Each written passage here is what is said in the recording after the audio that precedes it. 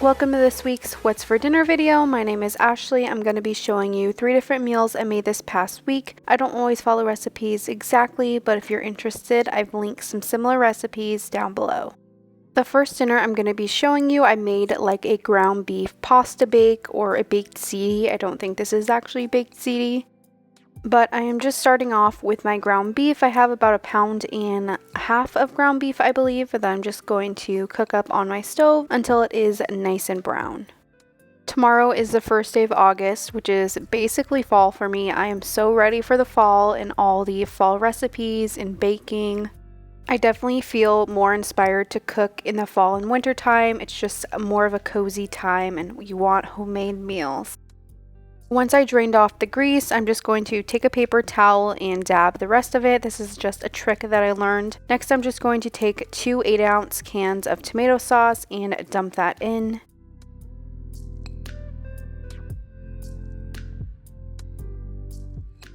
Since I'm making a bake and a double layer casserole, I want a lot of sauce, so I'm going to add a little bit of water. Next, I'm adding some beef bouillon to it.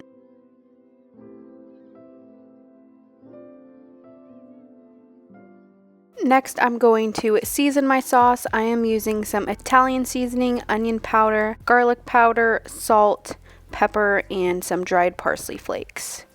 I am such a seasoner. I believe everything needs to have great seasoning. So I'm just going to stir all my seasonings into the sauce and really cook that up. Obviously, sauces like this taste a lot better the longer they simmer and cook, but after work we don't really have 2 hours to just let sauce cook, so this probably simmered for about 20-30 minutes.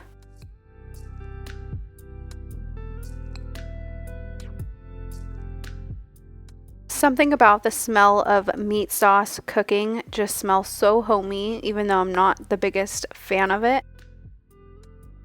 So at this point, you can definitely start taste testing and adding whatever else you think it needs. You need a lot of salt with the tomato sauce.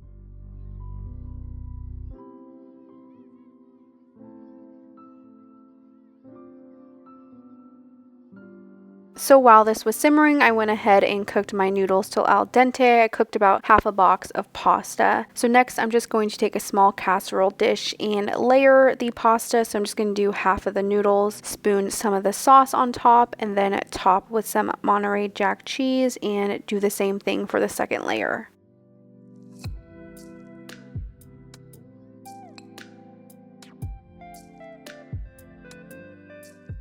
I am using an 8x8 baking dish, I believe, and this is fine for just 2 people. I think if you have a family, you'll want to do the 13x9.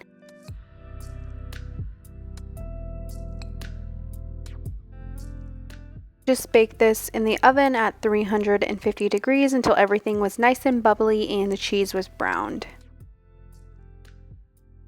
This is how everything looked when it was done. We just served it with a side salad and a slice of garlic bread for my husband. The next dinner I'm going to be showing you, I made some homemade chicken egg rolls. Just chopped up some cabbage and into little shreds, and next I'm just going to place it down in a pan. I have this set on about medium heat and I'm just going to cook up the cabbage until it's slightly softened. I didn't even watch any tutorials on how to do this. I am totally just winging this.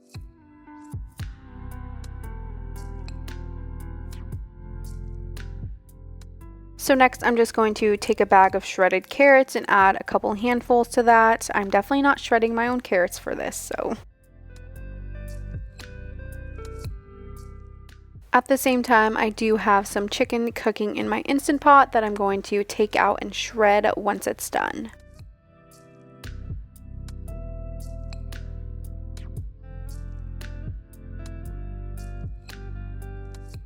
Once the chicken was shredded, I just went ahead and added that to my mixture. I have this still on about medium-low heat, and I'm just going to mix everything together and slightly season it. Just going to season with some garlic salt, onion powder, garlic powder,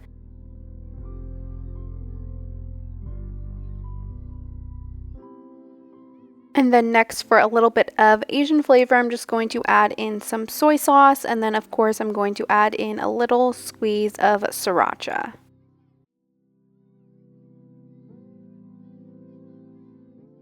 I'm just going to finish mixing everything together, and then we will be ready to assemble the egg rolls.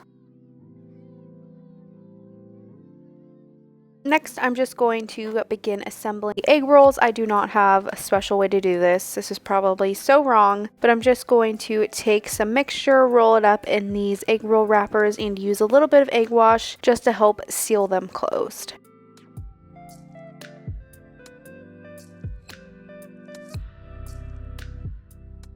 This mixture actually made a lot of egg rolls, a lot more than I was expecting.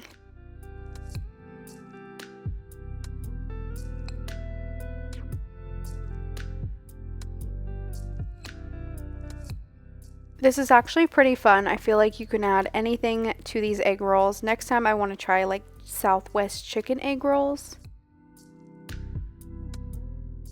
Once I was done wrapping them, it was time to fry. You could totally do this healthier way and just bake them, but I'm going to fry them like real egg rolls. So I just placed some oil in this pan, let it heat up on medium heat, and I'm just going to let these cook up until they're nice and brown all over.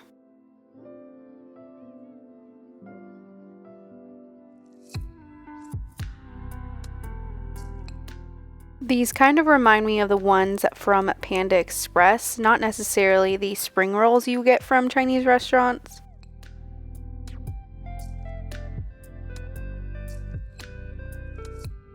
Once they were done, I just drained the excess oil out of the ends, and then I placed them on a drying rack to finish cooling. Next, I'm just going to work on the second batch and do the same thing.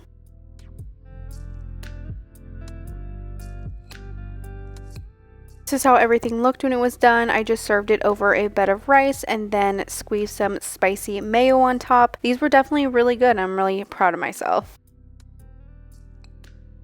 The last dinner I'm going to be showing you was an easy one. It is ground beef quesadillas, and these I love because they make great leftovers for my husband's lunch.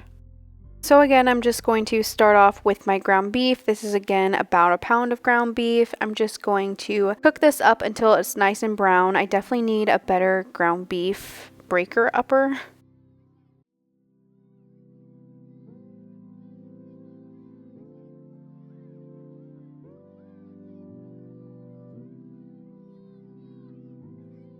I just cooked my ground beef until it was nice and browned, and then I drained the excess grease. Next, I'm going to add a little bit of water and create kind of a sauce for the ground beef. I'm just going to add some taco seasoning, some onion powder, garlic powder,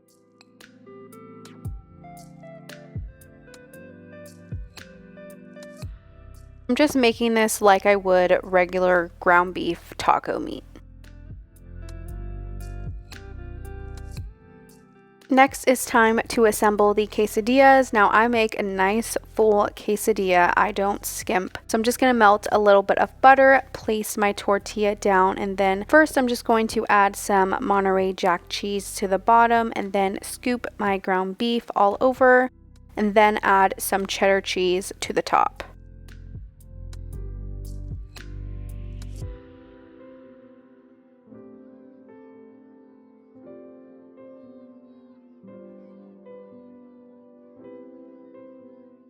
Then I will just place my tortilla on top, let everything melt. I have my pan set on about medium heat. I think that works perfectly fine for me. I just like to cook it until it becomes nice and brown on the bottom, and then I will flip it.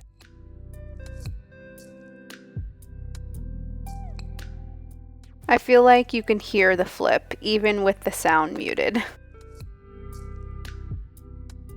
So next, I'm just going to kill two birds with one stone and make my husband's quesadilla for lunch. He never usually finishes the full quesadilla, so he might have a piece or two left over, and kind of it works that way.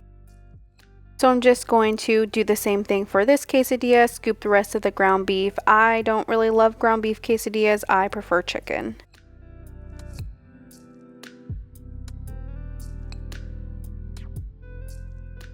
This is how everything looked when it was done. I just made some homemade guac for our quesadillas and just shredded some lettuce on the top. This was so good, and I love quesadillas for weeknight dinners. Thank you so much for watching this week's What's for Dinner video. Make sure you come back next week for another one.